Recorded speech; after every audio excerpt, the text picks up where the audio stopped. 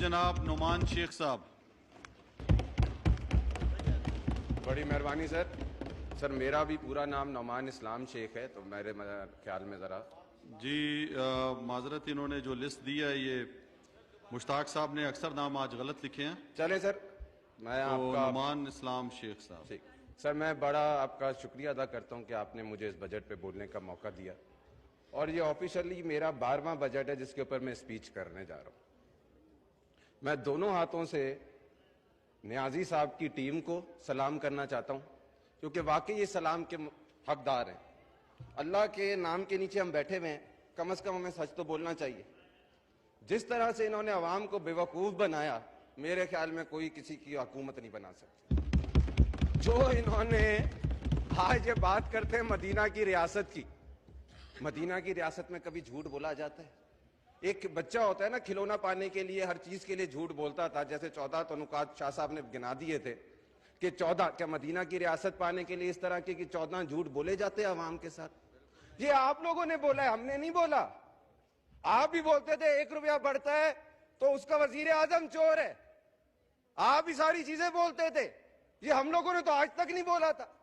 مجھے یہ امید نہیں تھی اپنے ان پچھلے دور کے کولیگ سے. وہ ادھر بیٹھتے تھے تو اتنی اچھی اچھی باتیں کرتے تھے، خدا کی قسم دل خوش ہو جاتا تھا. اور آج جو بجٹ انہوں نے پیش کیا ہے، مجھے تو ساکھدار معصوم یاد آ گیا. اس کو ہم سمجھتے تھے یہ ملک دشمن ہے، واقعی دشمن عوام دشمن ہے، اور واقعی عوام دشمن بجٹ پیش کرتا تھا. انہوں نے تو اس سے بڑھ کر پیش کر دیا. عجیب سمجھ نہیں آتی. آج کل عمران خان صاحب کو ریلو کٹے یاد آ جاتے. بھائی ریلو کٹا کیا ہوتا ہے؟ کچھ بتائے نا ہمیں. ریلو کٹا کیا ہے؟ ان کی تو ساری کابینہ مجھے آدھی ریلو کٹا لگتی ہے. پھر تو آدھی کابینہ ہی ریلو کٹا ہے. یہ تنقید ہم پہ کرتے ہیں کھڑے ہو کے کہ زرداری صاحب نے یہ کر دیا، زرداری صاحب نے وہ کر دیا، زرداری صاحب نے یہ کر دیا. زرداری صاحب اتنے برے تھے تو ان کی ساری ٹیم کیوں لے لی آپ نے؟ بھائی یہ تو بتاؤ یار. الیکشن سے پہلے آدھی ٹیم تو ہمارے زرداری صاحب کی ہے. حساب مانگ رہے ہو آپ ہم سے نا اس کا 4-5 سال کا قرضوں کا.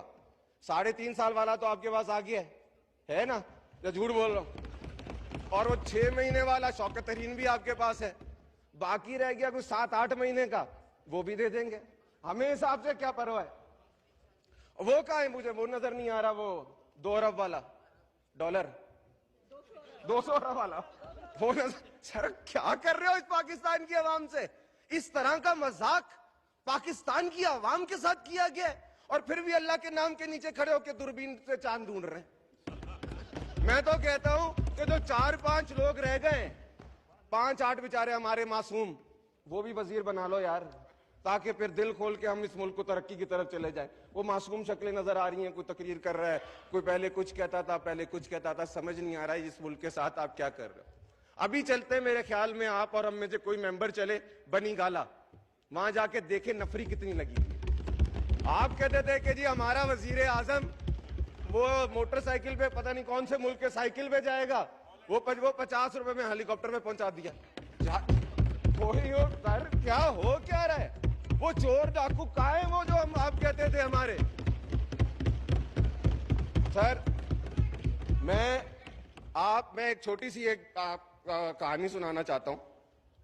ایک جنگل ہوتا ہے، اور آپ کو ہوتا ہے جنگل میں تو جنگل کا قانون نافذ ہوتا ہے. وہاں پہ حکمران تھا شیر، کیونکہ ہمیشہ شیر ہوتا ہے، بڑا ظالم شیر تھا. سب لوگ اس سے بڑے تنگ تھے. انہوں نے کہا جی الیکشن کراتے ہیں. الیکشن ہو گئے، ان میں سے ایک جانور الیکشن جیت گیا. جب وہ الیکشن جیت گیا تو شیر تھا ظالم تھا. یہ نون والے بھی بہت ظالم ہیں، یہ والا شیر نہیں کہہ رہا میں، جنگل کے شیر کی بات کر رہا ہوں. تو کیا ہوا کہ وہ لومڑی کے پاس گیا. لومڑی کو بولا کہ تم نے مجھے ووٹ نہیں دیا، میں تمہیں کھانا چاہتا ہوں، تمہارے بچوں کو کھا جاؤں گا. وہ بادشاہ کے پاس گئے. بادشاہ صاحب جو ہے انہوں نے کہا فکر نہیں کرو، کچھ نہیں ہونے دوں گا، بادشاہ ہوں میں. وہ روزانہ لومڑی کے گھر پہ جاتا تھا، کبھی یہاں سے چھلانگ مارتا تھا، وہاں سے چھلانگ مارتا تھا. 2-3 دن کے بعد لومڑی آئی روتے ہوئے کہ جی مجھے تو کھا گیا وہ بچوں کو.